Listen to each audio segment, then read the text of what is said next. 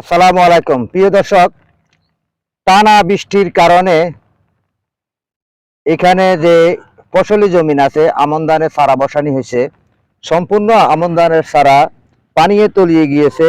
এখন কৃষক হতাশার মুখে আছে, হতাশায় আছে। কারণ কৃষকের এই সর্বশেষ যে আশাটা, সে আশাটা এখন টানা বৃষ্টির কারণে কিন্তু ব্যর্থ হয়ে গেছে। কৃষক আবার কিভাবে চারা বসাবে, কিভাবে ধান লাগাবে। এই যে এখানে দেখুন, এটা হলো আমাদের এখানে চট্টগ্রাম হাটাদারি আদর্শ গ্রাম মধ্যম পাহাড়তলি। এখানে যে ধানের চারা বসানি হয়েছে, ধানের চারাগুলা কিন্তু একটানা বৃষ্টির কারণে এখানে ধানের চারাগুলো, আমন ধানের চারাগুলা কিন্তু পানিয়ে তলি যাওয়ার কারণে এগুলা নষ্ট হয়ে গেছে। এগুলা আর পাওয়া যাবে না। এর পরবর্তীতে তারা আরো কয়দিন বৃষ্টি থাকে সেটা জানা নাই। কিন্তু গতকাল রাত্রে এই মঙ্গলবার দিন বুধবার দিন রাত্রে দেখলাম যে চাঁদ দেখা গেল, কিংবা আকাশ পরিষ্কার ছিল। আজকে বৃহস্পতিবার সকাল থেকে আবার আকাশটা অন্ধকার হয়ে আছে, গুড়ি গুড়ি বৃষ্টি হচ্ছে। দেখেন এখানে আকাশটা খুবই মেঘে ছাউনি দিয়ে রাখছে, কিংবা অন্ধকার হয়ে গেছে। এখন দিনের দুইটা বাজে, কিন্তু রাতের সিনারি চলে আসছে। অন্ধকার গোমট আকাশ দেখা যাচ্ছে, বিরাজ করতেছে। এখন গুড়ি গুড়ি বৃষ্টি হচ্ছে, তাই কৃষকেরা অনেকটাই কিন্তু হতাশায় আছে।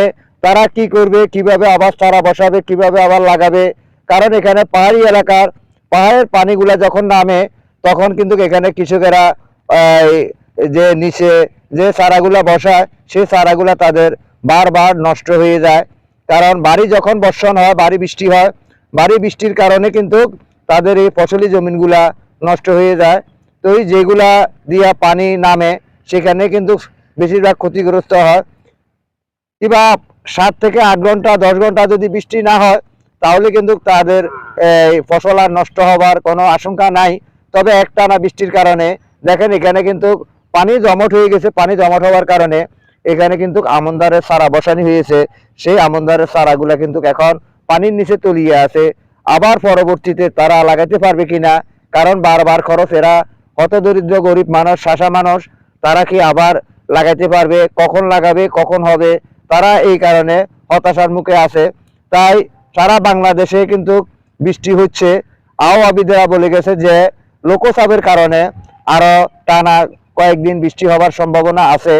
তাই এখন এইভাবে মানুষের দুর্ভোগে আছে, কিংবা গবাদি পশু নিয়েও অনেক কষ্টে আছে। তাই আপনাদের এলাকায় কেমন আছে? বিভিন্ন জায়গাতে কিন্তু বৃষ্টি হচ্ছে, অবশ্যই আপনারা জানাবেন, কমেন্ট করবেন। সকলকে সেই প্রত্যাশা জানিয়ে এখানে বিদায় নিচ্ছি।